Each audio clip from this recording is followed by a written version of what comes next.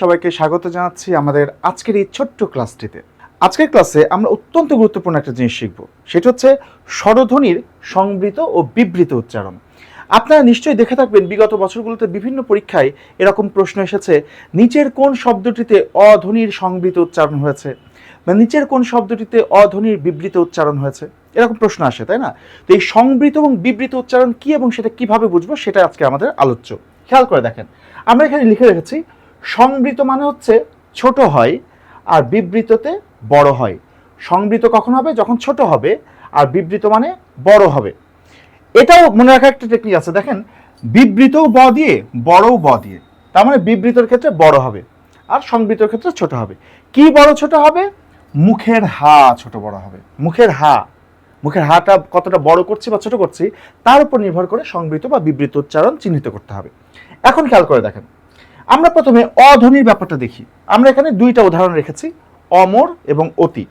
আমরা এখন খুঁজে বের করতে চাই যে এই অমর শব্দের অ এবং অতি শব্দের অ, এই দুইটা অ এর মধ্যে কোনটা সংবৃত আর কোনটা বিবৃত। খেয়াল করে দেখেন, আমরা যখন অমর উচ্চারণ করছি তখন এই অ উচ্চারণ করার সময় আমাদের মুখের হাটা বড় হচ্ছে না ছোট হচ্ছে সেটা দেখব। আচ্ছা, যখন আমরা বলছি অমর, অমর, অ অ অ যখন বলছি তখন মুখের হা বড় হয়ে যাচ্ছে না? যেহেতু বড় হয়ে যাচ্ছে তার মানে এটা অবশ্যই বিবৃত উচ্চারণ হয়েছে। তার মানে আমরা দেখতে পাচ্ছি অ যখন অ এর মতোই উচ্চারণ হচ্ছে, তখন সেটা হয়ে যাচ্ছে বিবৃত।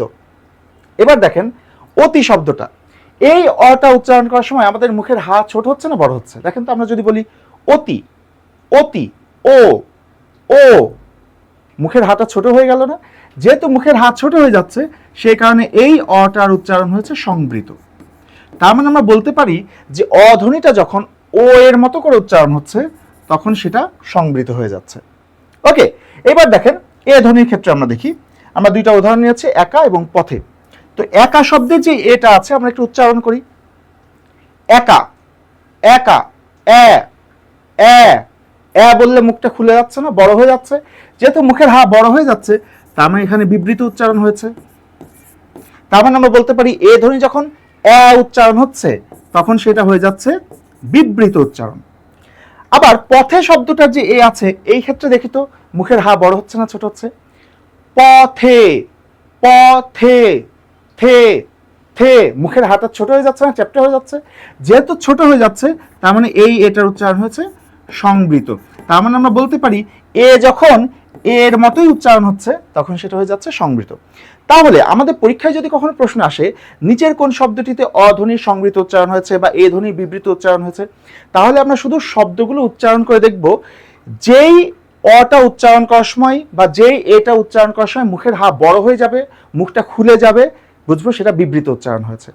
আর যখন দেখব অ অথবা এ উচ্চারণ করার সময় মুখের হাটা ছোট হয়ে গেছে তখন আমরা বুঝবো সেখানে সংবৃত উচ্চারণ হয়েছে।